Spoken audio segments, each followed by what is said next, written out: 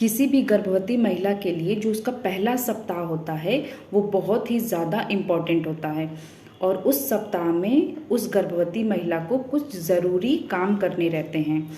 वो 10 ज़रूरी काम क्या हैं जो उसको करना चाहिए, हर गर्भवती महिला को करना चाहिए, वो हम इस वीडियो में जानेंगे। और वो काम करना बहुत ज़्यादा ज़रूरी होता है बच्चे की ग्रोथ के लिए, बच्चे के मेंटल डेवलपमेंट के लिए, ताकि आपका जो बच्चा है वो हेल्दी पैदा हो। तो लास्ट तक इस वीडियो को देखिएगा। Hello, I am doctor Chandraprabha, lady medical officer, currently posted at CSC Siyar Ballia. सबसे पहला काम क्या करना है, किसी भी गर्भवती महिला को जो पहले वीक में है उसको शाम के वक्त या रात में कम से कम 5 अखरोट और 5 बादाम भिगा करके रखना है और सुबह उठ करके उस चीज़ को खाना है। अखरोट और बादाम खाना क्यों बहुत ज़्यादा ज़रूरी है, क्योंकि उसमें DHA पाया जाता है और जो बच्चे के ब्रेन डेवलपमेंट के लिए बहुत ज़्यादा ज़रूरी है। तो अगर आप चाहते हैं कि आपके बच्चे का मेंटल हेल्थ काफ़ी अच्छा हो, उसका IQ लेवल अच्छा हो, तो आपको ये फॉलो करना है। दूसरा है फॉलिक एसिड। फॉलिक एसिड वैसे तो पूरे 3 महीने तक लेना ज़रूरी है, लेकिन शुरुआती के 7 दिन बहुत ज़्यादा इम्पॉर्टेंट होता है। फॉलिक एसिड क्यों लेना है, क्योंकि ये आपके बेबी को neural tube defect, down syndrome और बहुत सारी कॉन्जेनाइटल प्रॉब्लम से बचाता है। तो इसलिए आपको फॉलिक एसिड लेना बहुत ज़्यादा ज़रूरी है। ये ईजिली अवेलेबल होता है, कहीं से भी आप इसको लेकर के खा सकते हैं, या तो आपको अपने गायनेकोलॉजिस्ट से इसके लिए संपर्क करना चाहिए। तीसरा है हरी सब्जी और सीजनल फ्रूट्स आपको खाना है। हरी सब्जी और जो सीजनल फ्रूट्स होते हैं वो बहुत ही अच्छे सोर्स होते हैं एंटीऑक्सीडेंट के लिए, और जो प्रेग्नेंट लेडी को फ्री रेडिकल, जो भी फ्री रेडिकल्स बनते हैं हमारे बॉडी में, उससे बचाता है। दूसरा, ये एक अच्छा सोर्स होता है फाइबर का। तो अगर हरी सब्जी और सलाद आप खाते हैं तो उससे आपको अच्छी खासी मात्रा में फाइबर मिलता है। चौथा है आपको हाइड्रेशन मेंटेन करना है। हाइड्रेशन मेंटेन करने का मतलब होता है एडिक्वेट अमाउंट में आपको फ्लूइड लेना है।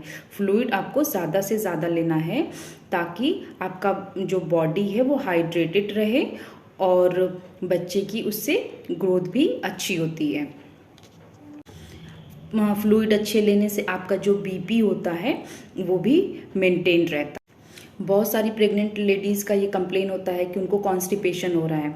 अगर आप अपना लिक्विड यानी कि फ्लूइड मेंटेन करके रखेंगे तो आपको कॉन्स्टिपेशन जैसी प्रॉब्लम भी नहीं होगी।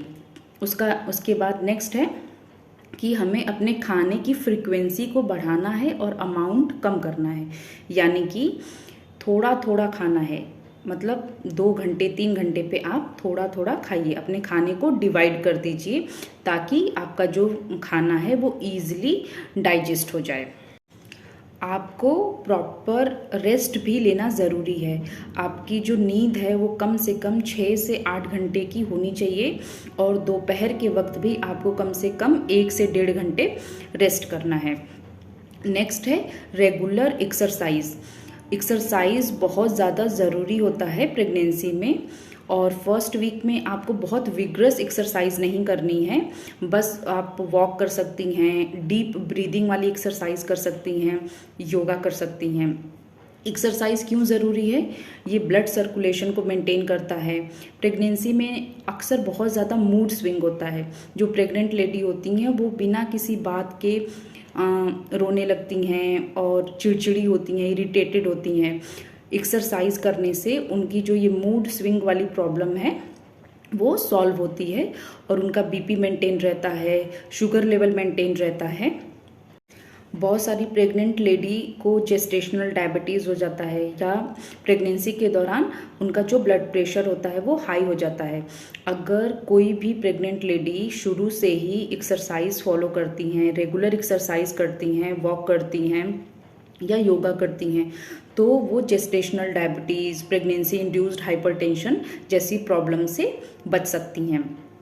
उसके बाद नेक्स्ट है कि हमें अच्छी क्वांटिटी में फाइबर लेना है। फाइबर जो होता है वो बहुत सारे प्रॉब्लम से बचा सकता है, डाइजेशन अच्छा रखेगा, आपका जो कॉन्स्टिपेशन वाली प्रॉब्लम है उसको भी दूर करेगा। लास्ट है कि बहुत सारी प्रेग्नेंट लेडी ये सोचती हैं कि जब तीसरा महीना कंप्लीट हो जाएगा तब हम अपने डॉक्टर के पास जाएंगे, तब उनसे मिलेंगे। ऐसा नहीं करना है।